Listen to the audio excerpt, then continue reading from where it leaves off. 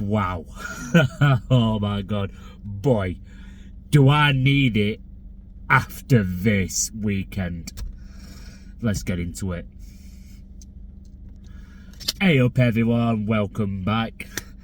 I didn't expect to make this video.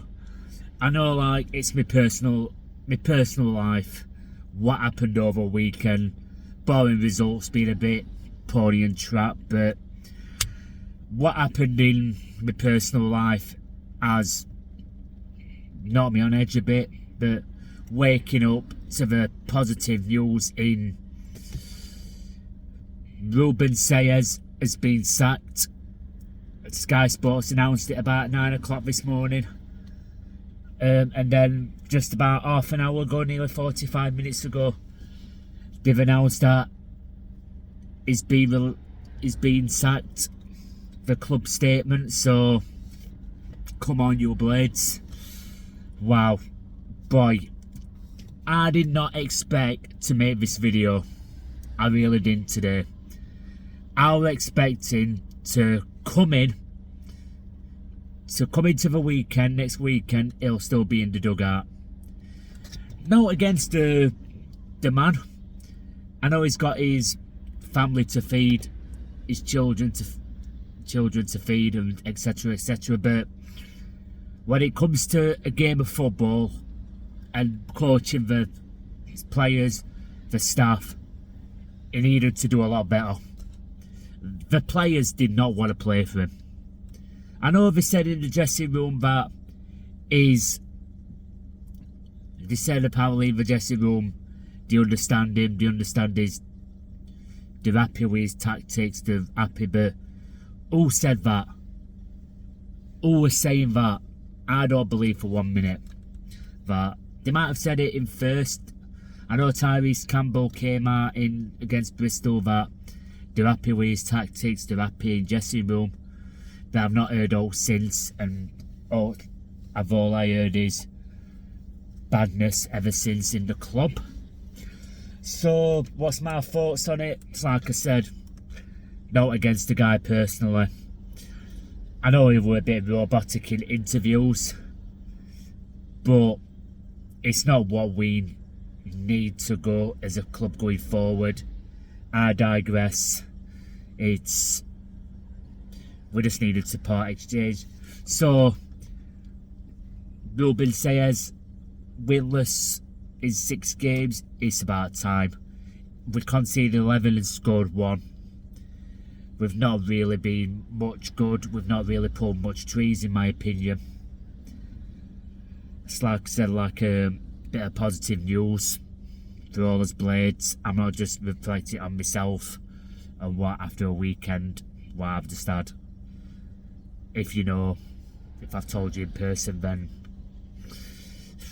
I just don't want to go into it, because if I go into it, I'll just burst out in tears on camera, and I just don't want to well up. No, not in front of you. I'm holding it back. I know it takes a real man to cry, but you can tell it in my eyes that I look a bit upset, but and happy at the same time. Oh God. So yeah, shortlist apparently I've heard numerous rumours. I've heard Michael Carrick. I've heard Gary O'Neill. I don't know if I've heard Sean Dyche, but I don't know if he's like in the fourth running. Apparently, we approached him in summer and he turned us down instantly. Same as Gary O'Neill. Apparently, we aren't prestigious enough, but I can't blame him. I think Sean Dyche's easier top Premier League manager. Can give clubs in Premier League a good food for thought. So the man in question, I think Danny Earl, I personally won't want him back. I personally won't want him. I know I've toyed with idea in past that I'd want Danny in squad, Danny in management, but I'm in forward to it. I just don't think he'll be the right candidate for the job. I just think it'll just be another Ruben Sayers. So, like, coming on to who else? John Messinio. I'm not too sure that he'd leave Portsmouth. He's highly thought at Portsmouth. We'd take a substantial amount of fee to get him out of a club. In all honesty, I do believe that if we do go through him, we'll have to pay big bucks. Coming up to my shortlist, well, I'd like Michael Carrick, whether he'd come. Steve Cooper, I don't think he's a possibility. My mind's changed about who I'm going to say and who is the fourth runner to come into the club, and apparently it's all but done. The Sir Chrissy Wilder. Wow.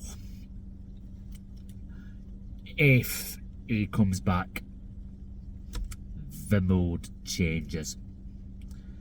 I believe he brings a lot of smiles on Blade's faces. I remember when I didn't go to matches as much in the COVID era, and like it galvanised just before the COVID era, because I started going in the Premier League again when I got a bit more confidence in going into the games. But how we played, how the players wanted to play for him. I know we had George Baldock, we had Henry Stevens, Billy Sharp, David McGoldrick. We've had all them natural leaders, in my opinion. Chris Basham, Jack O'Connell, Dean Anderson. Did I mention John Egan? If I didn't, John Egan. So, his first tenure at the club was a successful one. I do believe we got 100, we were Centurions, we were 100 points in League One, we won the League One title. I know like it's only League One, but it's still a title under Sheffield United. Then we had a stint in Championship. It were basically a mould, the formation of 3-5-2, early days, the Duffy role. Wow, Michael Duffy in that role. I do believe, what were it now? It were, when we played Sheffield Wednesday, the Bouncing Slayer, the Bouncing Day Massacre. We won Sheffield Wednesday at their ground 4-2. You dirty Wednesday boys. Dirty Wednesday bar stewards. Because I don't want to swear too much on this channel. But I don't like the club. They can go and sort themselves. So, how can I say we finished, we're at 9th to start on playoffs. Go again. I expected a relegation battle, to be fair. Expected a relegation, just surviving league. So, 18-19. This is when it got real. The formation of 3-5-2, overlapping centre-backs. You've got like your likes of Dean Henderson in goal, all-time favourite goalkeeper.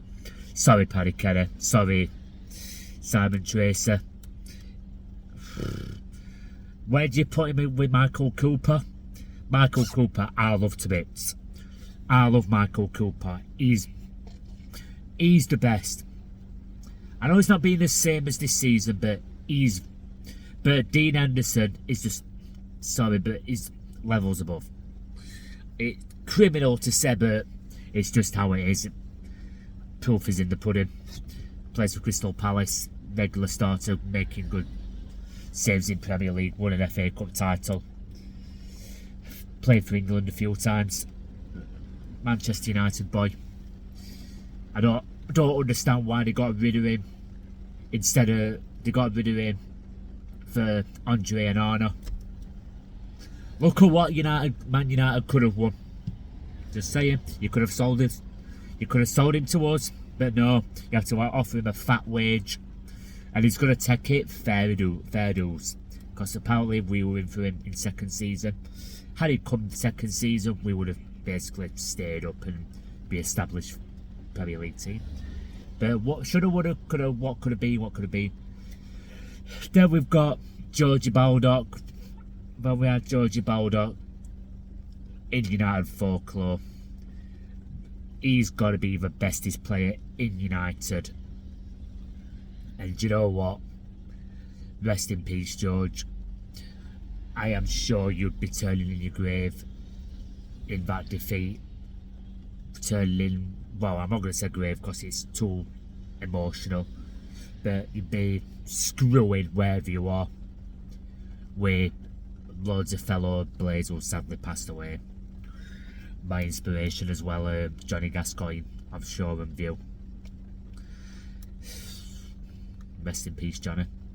I know I've not known you, but you're my inspiration.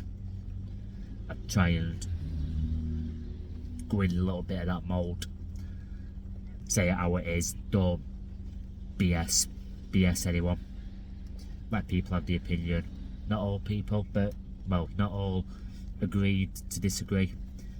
Then, yeah, do it again. Talking about death. Oh, Jesus. Sorry, it's gloom, doom. But here we're not to talk about doom. We talk about the happiness. So Jack O'Connell, I know his injury were cut short his season cut short due to an injury. He was stalwart, ever present. What could have been for him career? What could have been?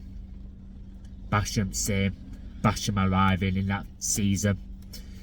Easily, single-handedly, that game won us promotion. I know we went up against Ipswich due to Jack O'Connell. I do believe and I know a few more line up, Ender Stevens will go, Billy Sharp, David McGoldrick, Leon Clark. That was the turning point at United. That was like when we got promoted in the Premier League. I know Premier League. John Fleck. We absolutely got hammer and tongs to Premier League. I believe we only conceded about 39 goals that season in Premier League 2019-2020. I think Dean Henderson got something about 13 clean sheets, I believe. So, I know he got sacked first time in the COVID season, but that was just a write-off, and Dean Henderson went back. We got Aaron Ramsdale. He has made some ridiculous signings. He has made some signings what you think, dog game cash. But what I will say about Chris Wilder, he gets the bargains. I'll come on to that now. He's turned McGoldrick, John Fleck, and so many more. McGoldrick and John Fleck. When we signed McGoldrick, I thought, what? He's not going to bet. Prove me wrong. John Fleck, I thought, decent signing. How he will get into the team, I don't know, but I'm wrong again. I believe Ender Stevens, I'm not sure if he was free. I don't think he were, actually. Well, Leon Clark, I'm not sure if Leon... Do you know something? I didn't really follow United that much back then. But yeah, unfortunately, he got sacked, and the players didn't really look themselves in that game in Leicester. I got Ollie Norwood. I'd still have him. Bring Ban back, bring Bash back, bring what you call it back, Didsy back, bring Ollie Norwood back, bring all them, bring players back from 2016-17. I'd love to have George Baldock, and he will be in that dressing room every game. And when Wilder comes, I hope he will go, do you know that shirt there? Do it for him. Do it for George. And I don't think Ruben Sayers even said that to players. He hadn't got it into their heads. So I think he picked up Sidipeck, but I'm not too sure, or if he were Paul Eckingbottom. So he got sacked. Paul Eckingbottom came up from the ranks. Yeah. Then we got, but we're talking about the evolution. What he did for the club. Paul Eckingbottom, he did a good job for us. He did amazing for us to keep heads up in that Premier League season. I signed Sander Berger as well. Decent signing.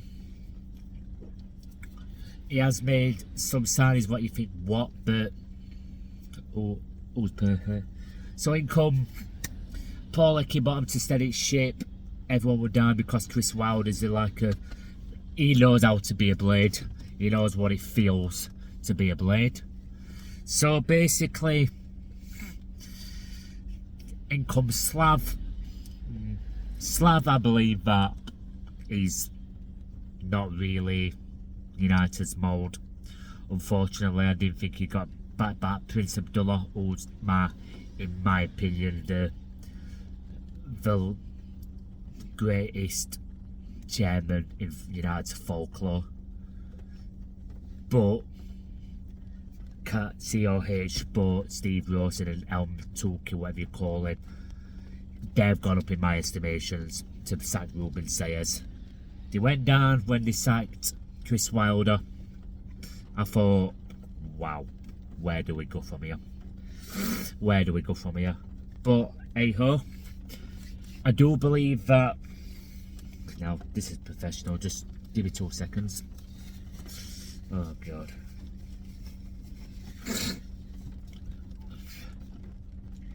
Crowd this season, autumnal.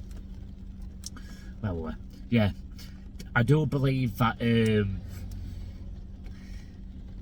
made. I think what in that transfer deadline just came and transfer window in the later parts. I do believe that we've basically signed for Chris Wilder. Ruben Sayers wouldn't have gone for, in my opinion, Ben Mee, Tahit Chong, Chidozie Agbene. I think all his signings what were made for him were Tyler Binder and Louis Barry. I personally think Tyler Binder will go back in January. I just don't see him fit as a mould, to be fair. I just think he's too raw. He might be good in the future, but send him back, get another loanee in. But I will say, so he came back to the club in December 2023. Got United the second win of the season, which is hard that season because we've had a squad what we're aging, we were found out, we were got Wes Fotheringham in goal. No disrespect to him, but we just have the players to keep up to the levels in the Premier League. Had Chris Wilder, had Ilman and Dye and Sander Berger in that team that season when they left, I do believe that it would have picked us up a little bit more. We wouldn't have finished bottom of that table. Just my opinion. We might have, but just my opinion, we would have. So he thought, right, we need to get rid of the older players, surplus to requirements, know what to do with them. So, the last summer were rebuild. He picked up Callum O'Hare, which is a good pickup. He picked up Michael Cooper, Harrison Burrows, Tyrese Campbell. A lot of players came through that door. I know he picked up Jamie Shackleton, who's not really been a feature, Sam McCallum, all under 10 million I believe. Got some regulars in. He managed to keep Vinny Souza. He managed to keep an Ahmed Hodzic. He managed to keep Gustavo Harmer, who were destined to go, in my humble opinion.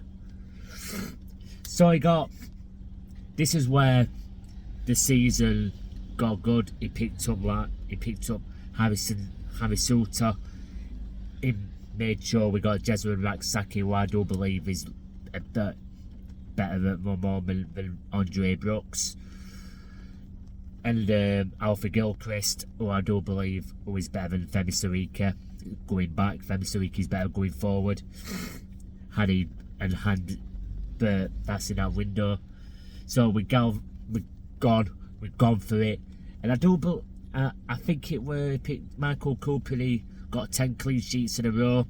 Unfortunately, that came to an end against Burnley on Boxing Day. They just didn't look themselves. But we were chasing. Top two teams, what were Leeds and Burnley. And they were outstanding that last season. Had we keep Chris Wilder and we went again, I do believe we would have been around top 6 at the moment. We would have lost a few games, but that's part and parcel. But I believe that all the span out of dressing room gone after Chris Wilder went, and in come Ruben Sayers. Not had a brilliant time. He then went on to get, Chris Wilder went on to get 92 points. I know we got -2, 90 points, but we all class it as 92 points.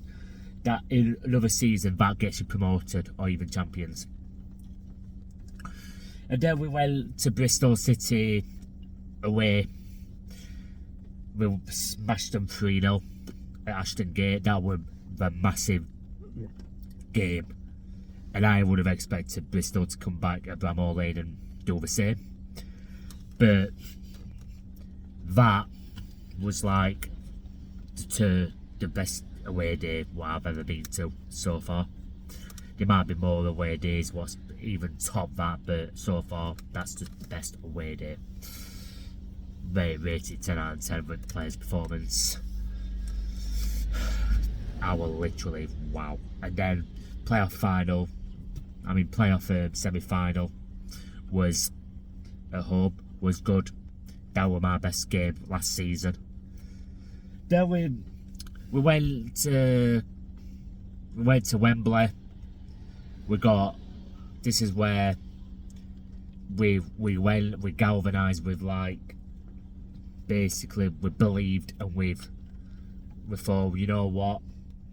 And then VAR happened, and unfortunately heads dropped. It can turn teams it can turn us into mentality monsters.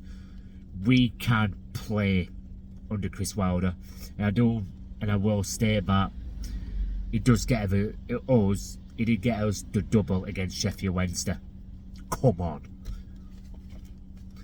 So what's my thoughts on us? Apparently, to cut it short, brilliant.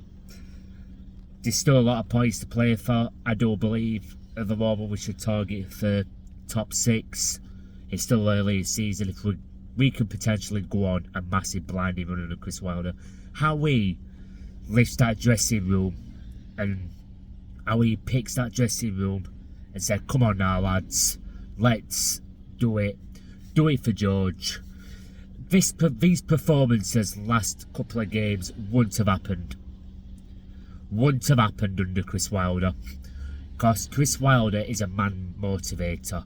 He wouldn't have said to players against Millwall when we lost 1-0 and we were losing 1-0 at half time, talk amongst yourselves. He would say, get back into it, get the game by scruff at neck.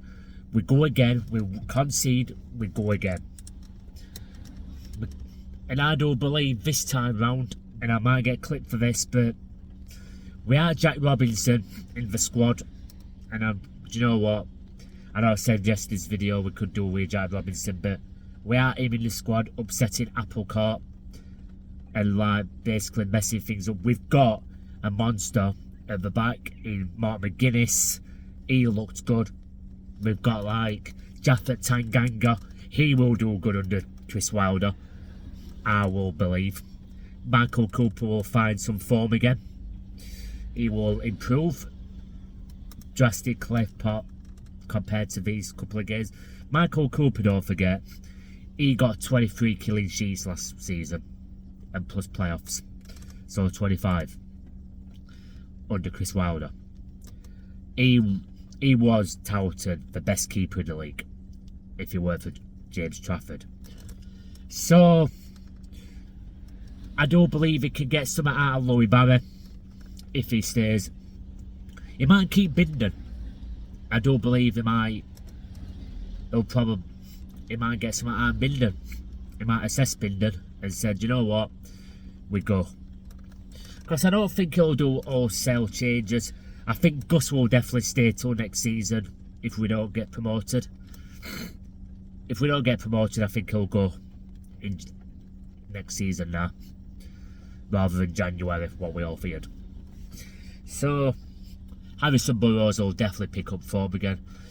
Callum O'Hare, this is where he'll probably put Barry on the right and then he'll put Gus on the left. I know we said we could do with putting Gus in more thingy, but Gus last season in that left wing, he worked wonders. He was good. He's a shadow of a player this season under Sayers, and good riddance Sayers has gone. So I don't want to go too much. Oh, couple more things. Tyrese Campbell, he will pick up form again. He will get at least 15-20 goals and keep fit. I think the happier the players are, the more they want to play for manager.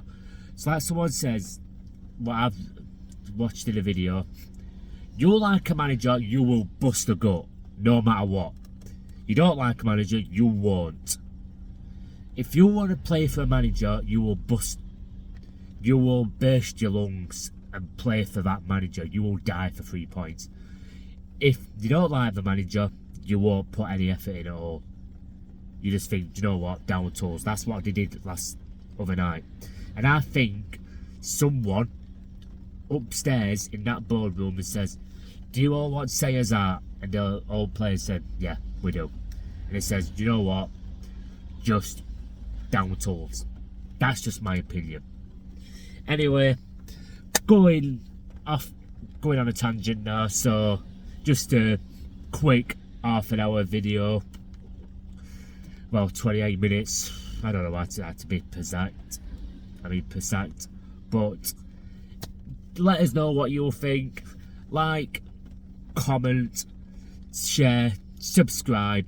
It's completely free. I don't expect no money from this channel. I know, like, I can't really think, but I want this channel to grow.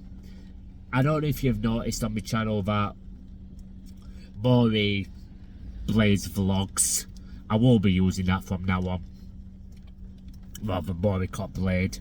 I want to evolve the channel. I want to basically evolve it to not just my channel or your channel as well. I want to try and keep you in the know, even though I want to try and keep you in the loop, try and keep you, what you call it, up to date with transfers, with what you call it, the results, match day vlogs, whatever you want.